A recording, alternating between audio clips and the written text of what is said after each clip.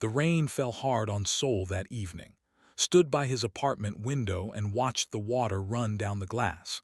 The city lights blurred into orange and white streaks. He held a cup of cold coffee in his hand but did not drink it. He had forgotten it was there. 6 months had passed since the war ended. 6 months since the Treaty of Cygnus was signed. 6 months since humanity declared victory over the Aurelian Empire. The news channels still played victory parades and speeches. Politicians smiled and shook hands. Crowds cheered in the streets. Everyone seemed happy. Felt nothing. He turned away from the window and looked at his small apartment. One bedroom, one bathroom, a kitchen that he barely used. The walls were empty except for a single photo frame. It showed him and his squad on the transport ship before their first mission. 8 soldiers smiling at the camera. 7 of them were dead now. The doorbell rang. Put down his coffee cup and walked to the door. He opened it and found standing in the hallway. His old squad leader wore civilian clothes now. A simple jacket and pants. His hair was longer than military regulation allowed. He smiled when he saw. "You look terrible," said. "Thanks," replied. He stepped aside to let his friend enter. Walked into the apartment and looked around. He had visited many times before. Each time the place looked exactly the same. Nothing changed. Nothing moved. It was like time had stopped inside these walls.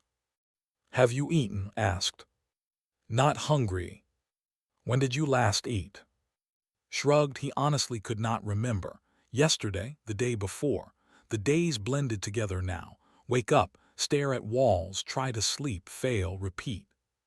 Sighed and sat down on the old couch. He gestured for to sit as well, remained standing. "I have news," said. His voice was serious now. "From command." Felt something cold settle in his stomach. He had been expecting this. A recall, a new assignment, maybe another war on another planet. The galaxy was big. There were always new conflicts. "They're sending me back out?" asked. "No, nothing like that."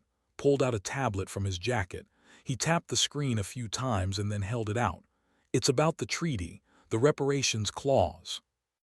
Took the tablet. He read the official document slowly. The words made sense individually, but together they seemed wrong. Alien servants, assignment protocols, tribute program, distribution to high-ranking veterans. "This is a joke," said. "It's not. They're giving us slaves. They're calling them tribute servants, reparations for the war.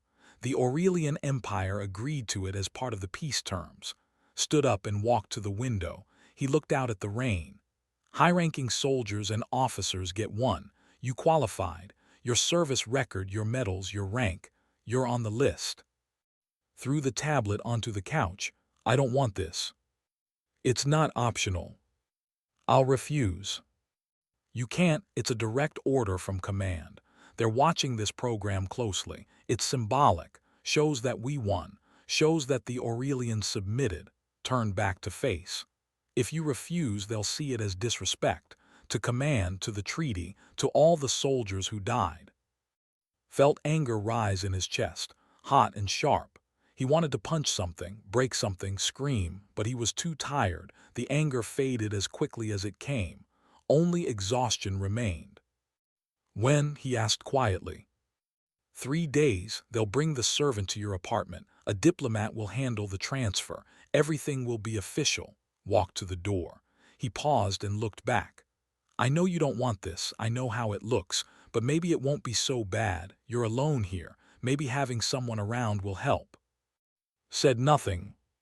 Left. The door clicked shut. Stood in his empty apartment and listened to the rain. 3 days passed like 3 hours. Did not prepare. He did not clean. He did not shop for extra food or make space in the spare room.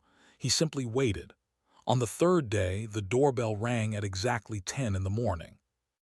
He opened the door and found a woman in a formal government suit. She had a tablet in one hand and an official badge clipped to her jacket. Behind her stood 2 security guards in gray uniforms. Between them stood something that made freeze.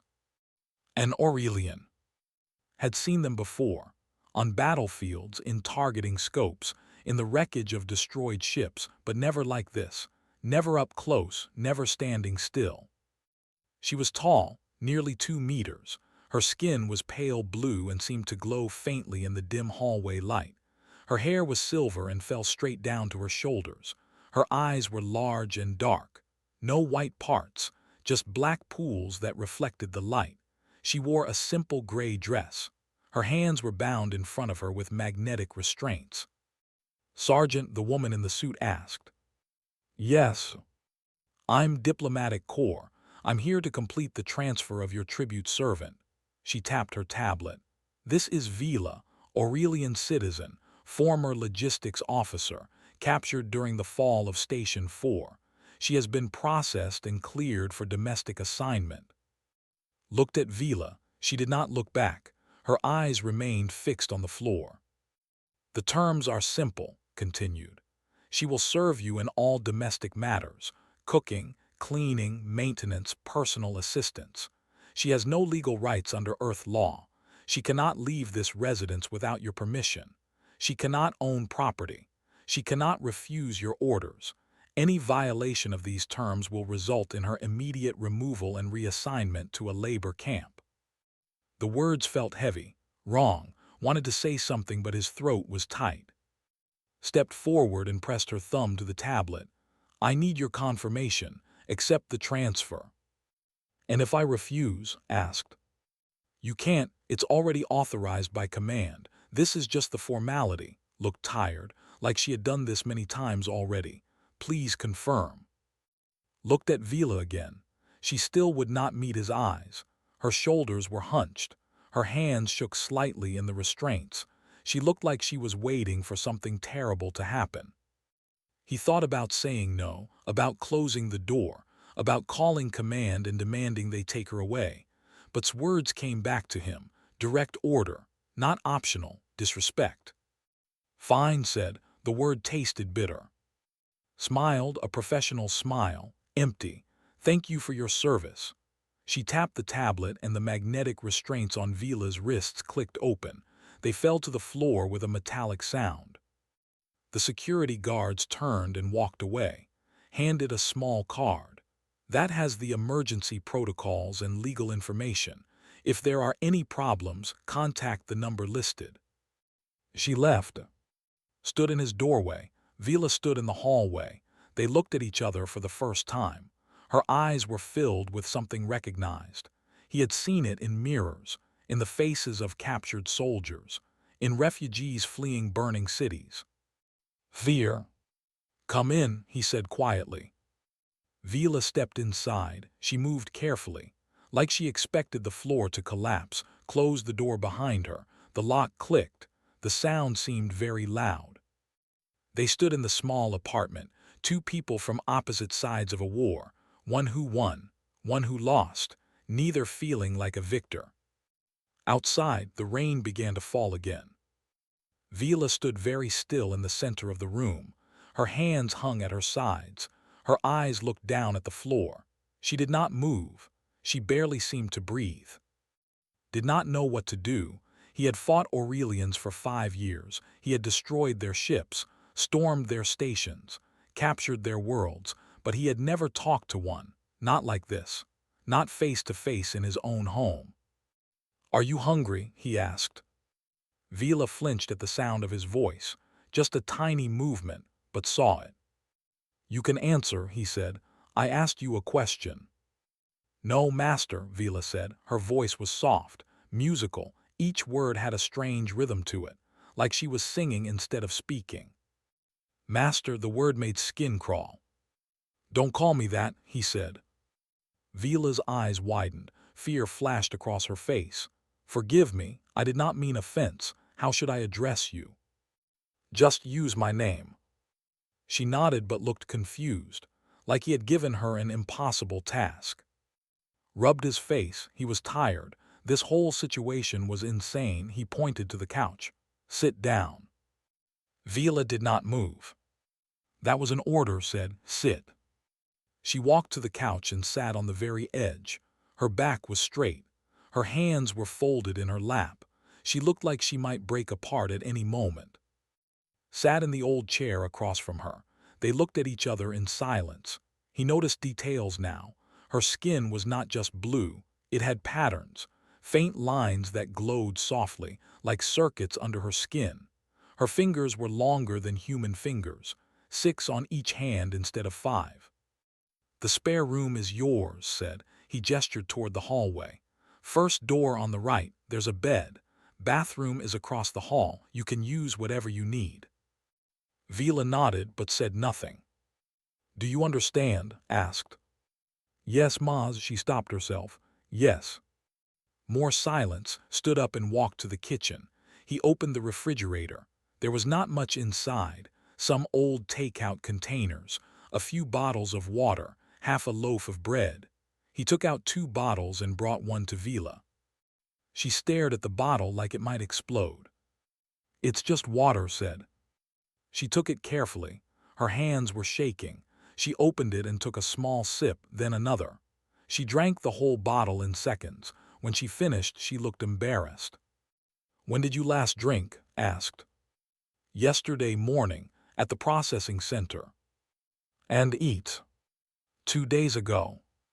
Felt something twist in his chest. Anger, not at her, at whoever ran that processing center, at the people who treated prisoners like cargo. He went back to the kitchen and pulled out the bread. There was some cheese in the drawer. He made a simple sandwich and brought it to her. She looked at it like she did not believe it was real. "Eat," he said. She took the sandwich with both hands. She ate slowly at first, then faster, like she was afraid it would disappear. She finished it in less than a minute. "Thank you," she whispered. Nodded, he sat back down in the chair. Outside, the rain continued to fall. The sound filled the silence between them. "What happens now?" Vila asked quietly. "What do you mean?" "What are my duties? What do you require of me?" Her voice was steady but could hear the fear underneath. "I don't require anything." She looked up at him. Her dark eyes were wide. "I do not understand." "Neither do I," leaned back in the chair.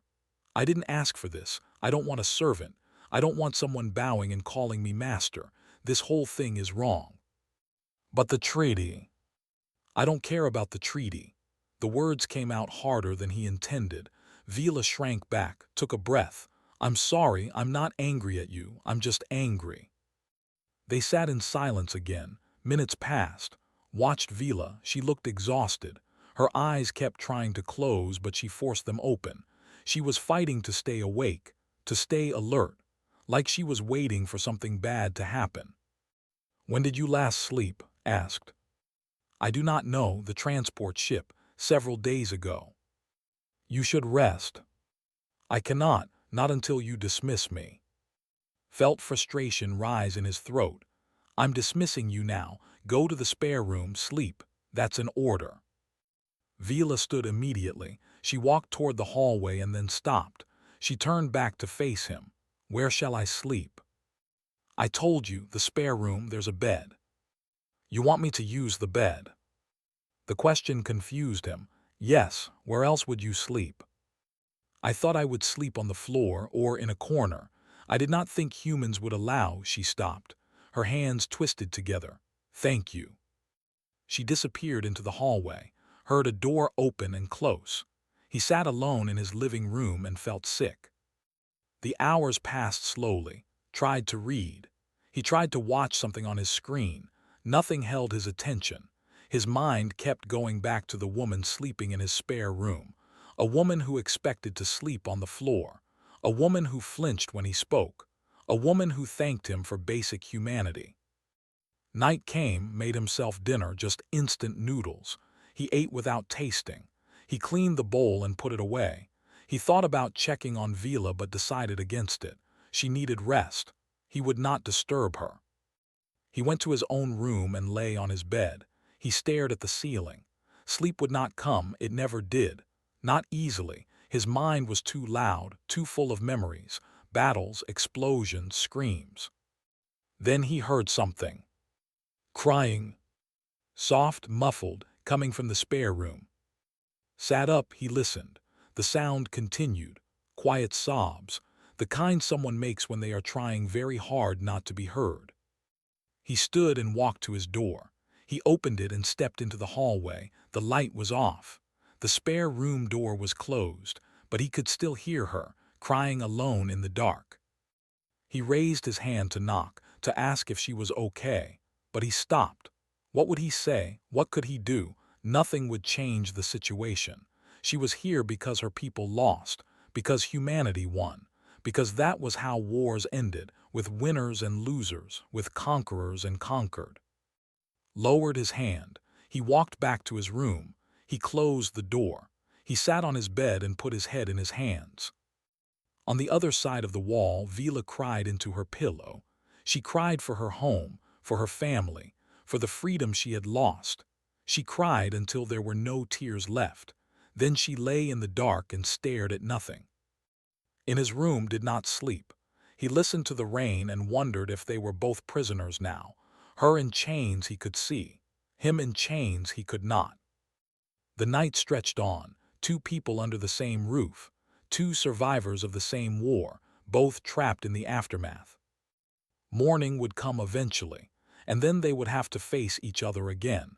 They would have to figure out how to exist in the same space, how to be human and alien, master and servant, winner and loser. But not tonight.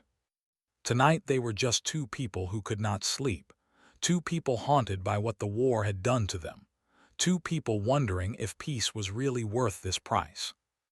The rain fell. The city slept.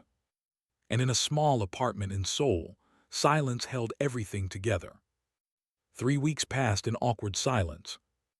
Woke every morning to find breakfast already made. Toast, eggs, coffee, always perfect, always waiting on the small kitchen table. Vila would be standing in the corner, watching, waiting for approval or criticism. He told her to stop. She nodded and agreed. The next morning, breakfast was ready again. She cleaned the apartment while he was in the shower. She organized his clothes. She washed dishes before he finished eating. She moved like a ghost through the rooms, silent, efficient, always present but trying to be invisible. Hated it. Vila, he said one morning, sit down and eat with me. She stood by the counter. I have already eaten. You're lying. Her eyes widened. I would not. I checked the food supplies. Nothing is missing except what I eat. You're not eating. Pushed a plate toward the empty chair. Sit, eat, now. She sat, she ate, but her hands shook the entire time. The days blended together, tried to go outside, to walk in the city, to feel normal, but it never worked. People stared at him, some with respect, some with pity. Veterans were common now. Everyone knew someone who had fought. Everyone had lost someone. The city had changed. New buildings stood where old ones had been destroyed in the early attacks. Memorial statues appeared on street corners. The names of the dead were carved into black stone. Thousands of names, tens of thousands. Walked past them and felt nothing. One afternoon, he returned to the apartment and found Vila on her knees in the bathroom. She was scrubbing the floor with a brush. Her hands were red and raw. What are you doing? Asked. Cleaning. The tiles were dirty. With your hands, I have a machine for that. I did not want to use your equipment without permission. Pulled her up by the arm. She flinched but did not pull away. He brought her to the kitchen sink and ran warm water over her hands. The skin was cracked and bleeding in places. This is stupid, he said. You don't have to do this. I must serve you. That is my purpose. No, that's what they told you. That's not the same thing. Vila looked at him with her large, dark eyes. I do not understand humans. You give orders and then become angry when I follow them. You tell me to stop serving but then command me to eat. You do not hurt me but you do not send me away. What do you want from me? Did not have an answer. He turned off the water and wrapped her hands in clean cloth. I want you to stop destroying yourself. That's all. She said nothing, but something shifted in her expression, just a little, like a door opening a crack. That night could not sleep again. The nightmares came as always: fire, screams, faces of dead friends. He woke gasping and covered in sweat. His hands shook, his heart pounded. The walls felt too close, the air felt too thick. He stood and walked to the kitchen. He poured water with trembling hands. Half of it spilled on the counter. "You are unwell." Turned, Vila stood in the hallway. She wore a simple sleeping shirt he had given her. Her silver hair was loose around her shoulders. "It's nothing," said. "Go back to bed. You have nightmares every night, I hear you. That's not your problem. You care for my wounds. Perhaps I can help with yours." "You can't." Vila walked closer. She moved slowly, carefully, like approaching a wounded animal. "In my world we had those who could not sleep after battle. We would sing for them, old songs from before the war. Would you like me to try?" Wanted to say no, to tell her to leave him alone, but he was so tired of fighting everything, including himself. "If you want," he said quietly. Vila sat at the kitchen table. She gestured to the other chair. Sat. They faced each other in the dim light from the hallway. She began to hum, low and soft. The sound was strange, not like human music. It had harmonics that should not exist, multiple notes at the same time. It filled the kitchen with something gentle, something old. Listened, his breathing slowed, the shaking in his hands eased. The walls stopped pressing in. He closed his eyes and let the sound wash over him. When the humming stopped, he opened his eyes.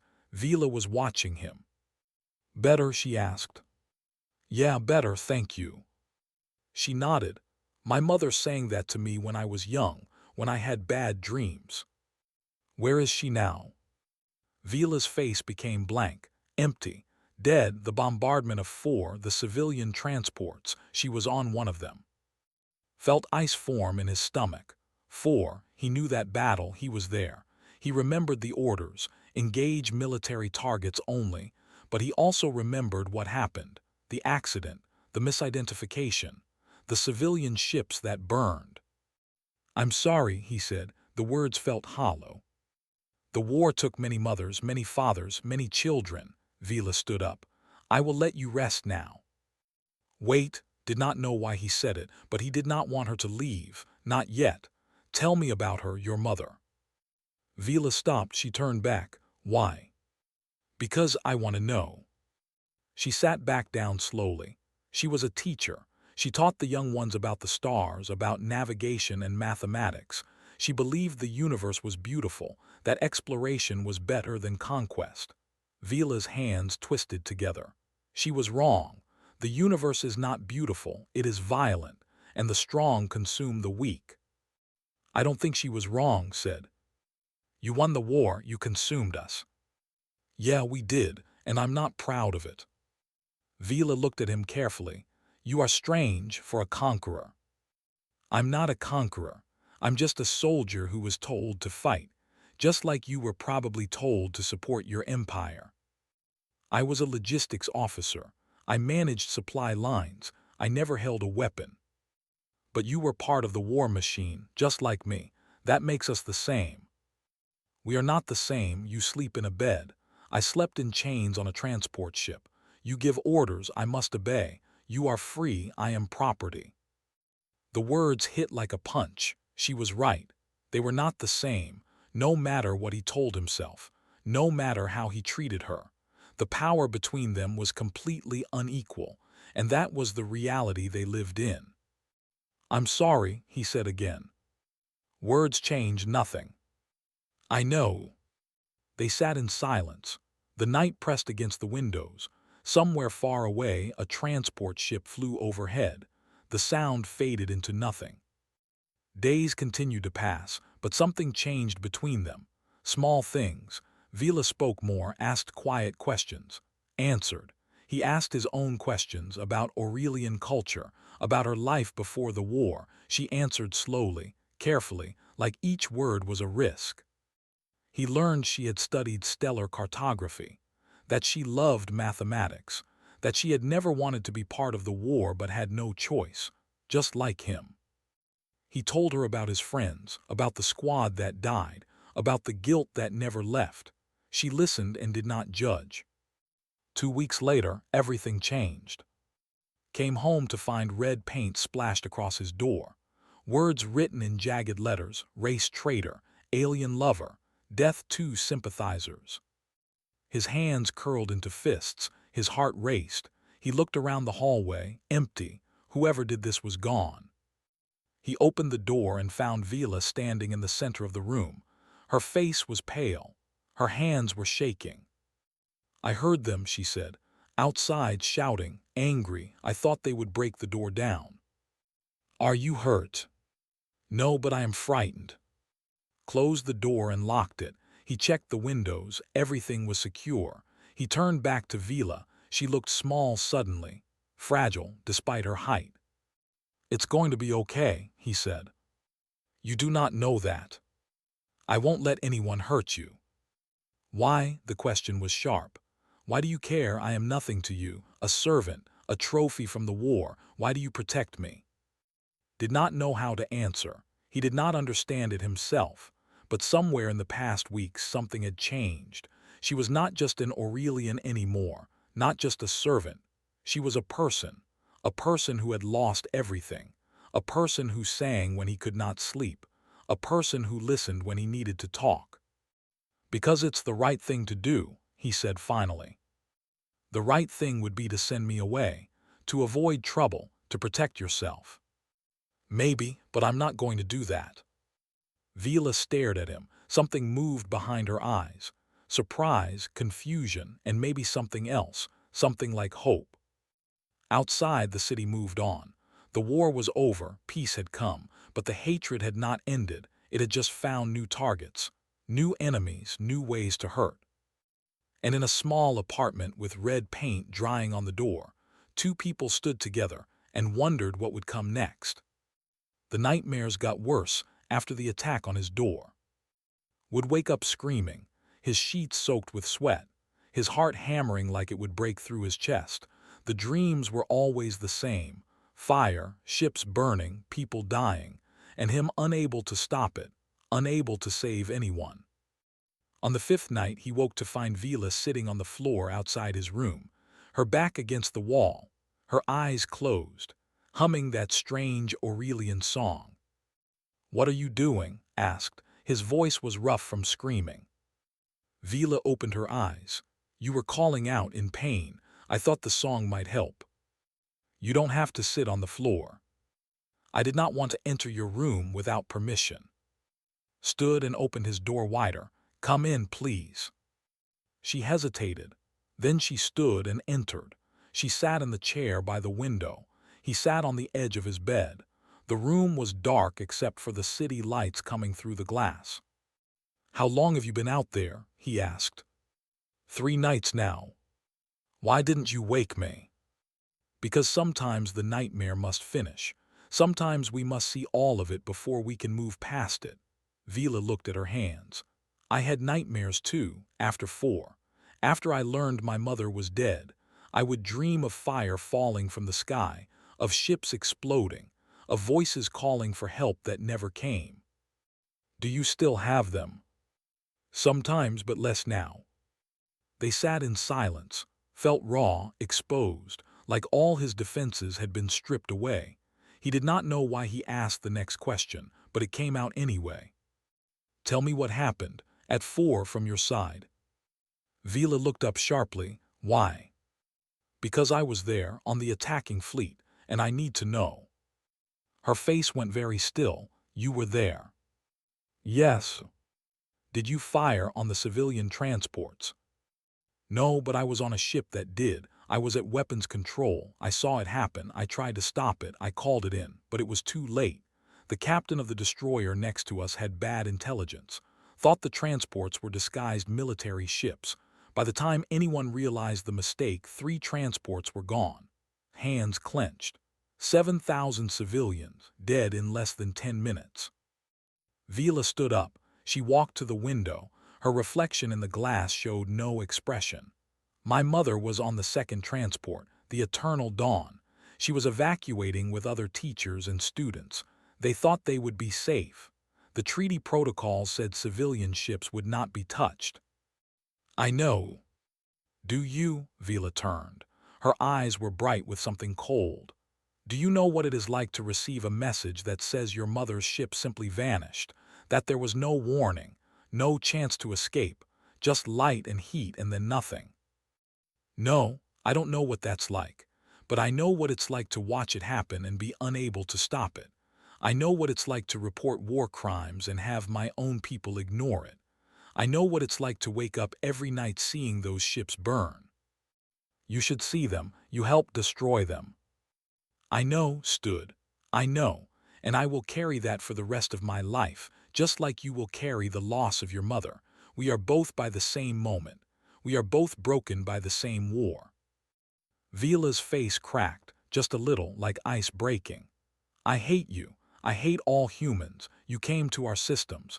You conquered our worlds. You called us the aggressors, but you were the ones who spread across the galaxy like a disease. You're right, we did. And your empire tried to stop us. And thousands of people died on both sides. And now the war is over and we are both left holding the pieces. I do not want to hold pieces. I want my mother back. I want my home back. I want my freedom back. Her voice broke. I want to be something other than property. Took a step toward her. She did not back away. I can't give you any of that. I can't undo what happened. I can't bring back the dead, but I can tell you the truth. What happened at 4 was wrong. It was a war crime, and the people responsible should have been punished, but they weren't, because we won. And winners decide what justice means. Then there is no justice. No, there isn't, not the kind we want. Took another step. They were close now, close enough that he could see the patterns glowing under her skin. But maybe there can be something else. Not justice, not forgiveness, just understanding. Just two people who survived the same horror and refused to let it make them into monsters. Vila stared at him. Her eyes searched his face, looking for lies, for manipulation, for any sign that his words were empty. She found none. I do not know if I can do that, she said quietly. Neither do I, but we can try. She nodded slowly, then she sat down in the chair again. Will you tell me more about what you saw? And he told her everything. About the battle, about the confusion, about the orders that made no sense, about the captain who fired without confirmation, about the moment he watched the transports explode, about the silence that followed, about how command swept it under, classified it, buried it. Vila listened. She did not interrupt. She did not cry. She just listened. And when he finished, she told her own story, about the evacuation, about saying goodbye to her mother that morning, about the last message she received, about the days of silence that followed, about learning the truth, about the moment she realized her mother was gone forever. They talked until the sun began to rise, until the darkness faded to gray, until the city woke up around them. When they finally stopped, they were both exhausted, but something had shifted. Some wall between them had crumbled. They were no longer just human and Aurelian, master and servant, winner and loser. They were two people who had lost too much, two people who carried the dead. I should make breakfast, Vila said. No, I'll make breakfast, you rest, Stood, and Vila. Yes. Thank you for listening, for telling me, for not hating me even though you have every right to. I do hate you, but her voice was softer now.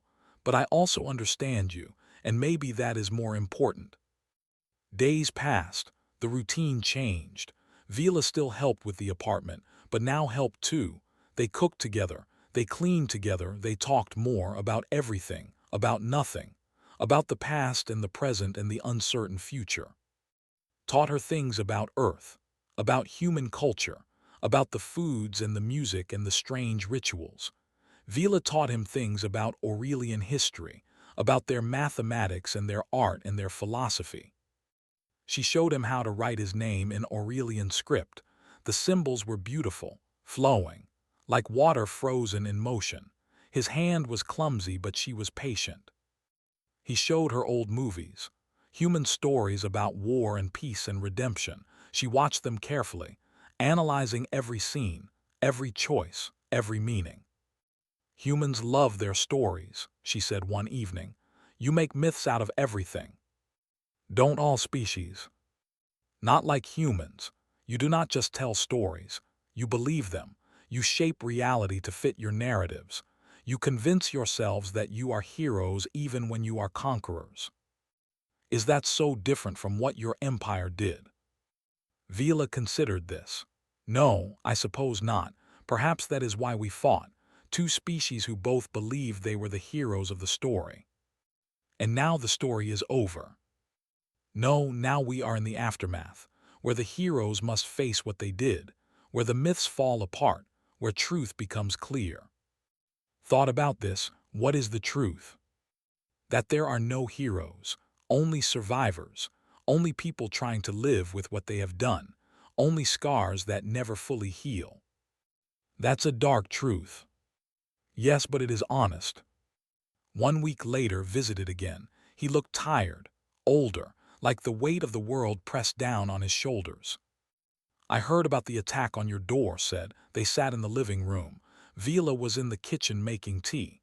"Are you okay?" "We're fine." "We" raised an eyebrow. "Me and Vila." "You're using her name now."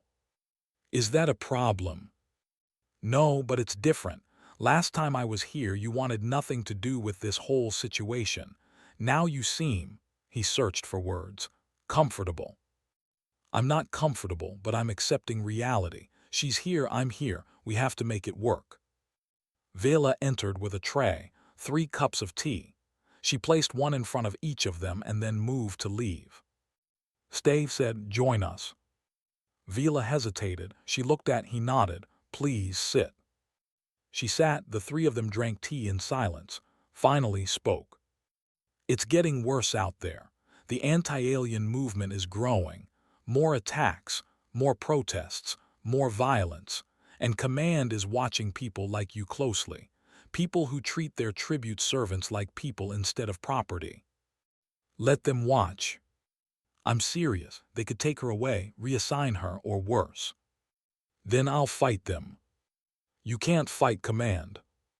"Watch me." Sighed, he looked at Vila. "Do you want to be here?" Vila met his eyes. "I do not want to be property anywhere, but if I must be property, I would choose here, with him." It was the most honest thing she had ever said, and it hung in the air like something precious and fragile. Left an hour later. Before he went, he put a hand on shoulder. "Be careful, both of you." When the door closed and Vila sat together in the dimming light, outside the city moved on, but inside something had changed, something neither of them could name, but both of them felt. "What happens now?" Vila asked. "I don't know," admitted, "but whatever it is, we'll face it together." And for the first time since the war ended, that felt like enough. The riots started on a Tuesday. Saw it on the news first. Crowds gathering in the Capitol, people carrying signs, shouting slogans, demanding stricter control over the tribute servants, demanding punishment for sympathizers, demanding blood. "All tribute servants must be monitored," a speaker shouted from a platform. The camera showed thousands of people cheering. "We won the war. We should not treat the defeated as equals. They are here to serve, not to be friends, not to be family." More cheers, the crowd chanted. "Remember the dead, punish the living." Turned off the screen, he looked at Vila. She sat very still on the couch. Her hands were folded in her lap. Her face was empty, but he could see the fear in her eyes. "It will be okay," he said. "You cannot know that. I know I won't let them hurt you. One person cannot stop a mob." She was right, and they both knew it. The violence spread quickly. That night the news showed fires burning in 3 cities, homes broken into, tribute servants dragged into the streets, some beaten, some killed. The police tried to stop it, but they were overwhelmed, or maybe they did not try hard enough. The next morning there was a knock on his door. He opened it to find standing there.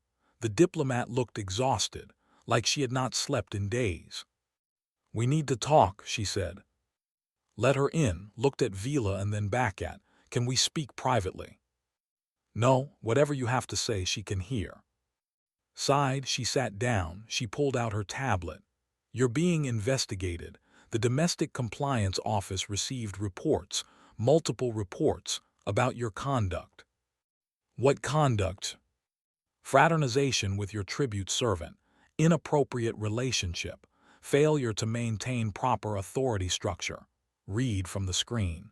"Witnesses say you eat together, that you talk like equals, that she sits with you when guests visit, that you defend her when others question your choices."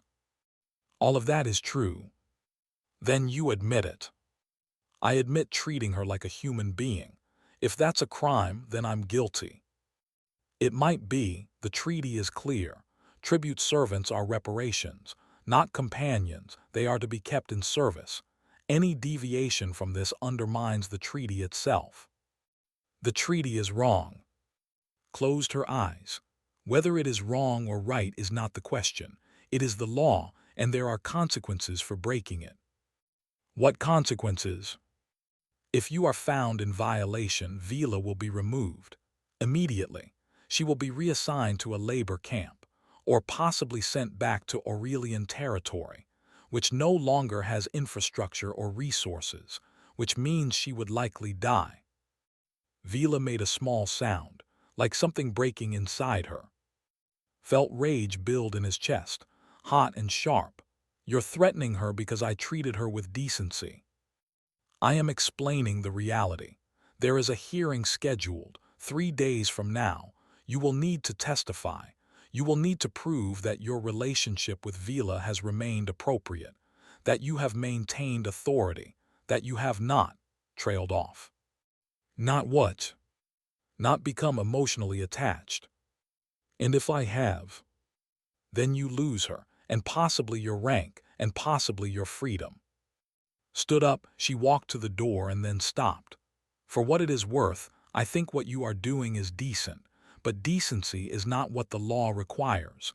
Be careful what you say at the hearing." She left, and Vila sat in silence. The weight of words pressed down on them. 3 days, 72 hours, then everything could end. "You should prepare," Vila said quietly.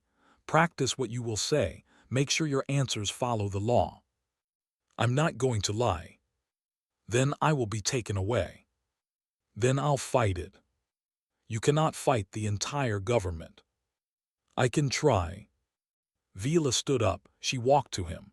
She looked down at him with her large, dark eyes.